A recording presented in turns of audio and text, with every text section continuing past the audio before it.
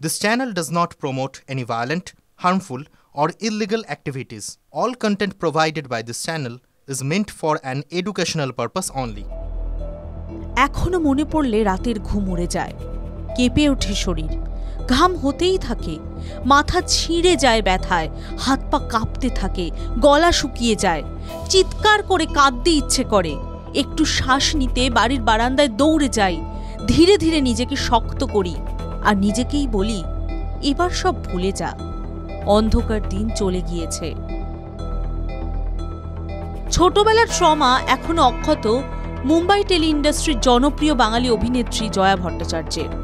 কিভাবে দিনের পর দিন নিজের মায়ের হাতে নির্যাতিত হতে হয়েছিল তাকে, তা ভাবলে এখনো স্তব্ধ হয়ে যান তিনি।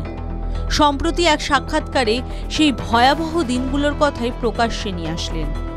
টাকা রোজগারের জন্য তার মা যেভাবে দিনের পর দিন অকথ্য নির্যাতন করতেন, তা আজও তার চোখে জল এনে দেয়। জয়া ভট্টাচার্য বাঙালি হলেও ছোট থেকে বড় হওয়াটা মুম্বাইতেই। টেলিভিশনের পর্দা থেকেই অভিনয় জীবন শুরু করেছিলেন। একতা কাপুরের কিউকি সাস ভি কভি বহু থি ধারাবাহিকে পায়েল চরিত্রে অভিনয় করে নজর কেড়েছিলেন অভিনেত্রী। এরপর কসম সে ঝাঁসি কি রানী ধারাবাহিক তাকে আরও বেশি করে দর্শকের কাছে পৌঁছে দেয়। তবে শুধুই সিরিয়াল নয়, সঞ্জয় লীলা বানসালির দেবদাস ছবিতেও শাহরুখ খানের মা হয়ে এবং লজ্জা ছবিতে দুরন্ত অভিনয় করে নজর কেড়েছিলেন জয়া। তবে মূলত সিনেমার পর্দায় নয়, ছোট পর্দাতেও রাজত্ব তার।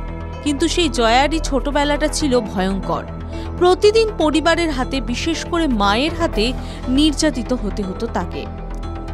অভিনয় জগতে কখনোই আসতে চাননি জয়া। তার মাই জোর করে বিনোদনের জগতে ঠেলে দেন তাকে। সেই সাক্ষাৎকারে জয়া বলেন, আমার মা তার স্বপ্নগুলো পূরণ করতে পারেনি, তাই আমার উপর চাপিয়ে দিয়েছিল। চোখের সামনে দেখতাম মা বাবা ঝগড়া করত। নিজের শখ আহ্লাদ পূরণের জন্য খুব ছোটবেলা থেকেই আমাকে বিনোদনের জগতে ঠেলে দিয়েছিল।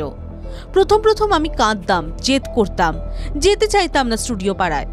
বদলে মিলত চাবুকের আঘাত, গরম লোহার ছ্যাঁকা। ঘর বন্ধ করে রোজ কাঁদতাম। পরে অবশ্য সহ্য করে ফেলেছিলাম মায়ের অত্যাচার, একগুঁয়ে হয়ে গিয়েছিলাম। জয়া জানান, তবে বাবাই ছিল একমাত্র আশ্রয়। বাবা আমাকে অনেক বোঝাতো।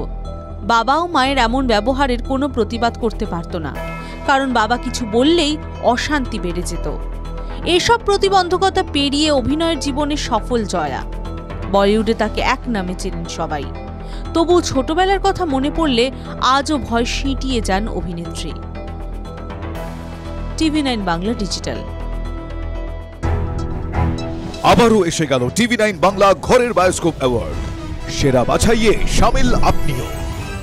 বাংলা সিরিয়ালে আপনার পছন্দের সেরা পুরুষ পার্শ্ব চরিত্রকে ভরত কর, পরশুরাম আজকের নায়ক, অভ্রজিৎ চক্রবর্তী, চিরদিনই তুমি যে আমার, আর্য দাশগুপ্ত, অনুপমার প্রেম, ইন্দ্রনীল মৌলিক, পুতুল টিটিভি। tv9bangla.com/ঘরের বায়োস্কোপ সাইটে গিয়ে ভোট দিন আপনার পছন্দের সেরা পুরুষ পার্শ্ব চরিত্রকে। টিভি9 বাংলা ঘরের বায়োস্কোপ অ্যাওয়ার্ডস আসছে টিভি9 বাংলায়।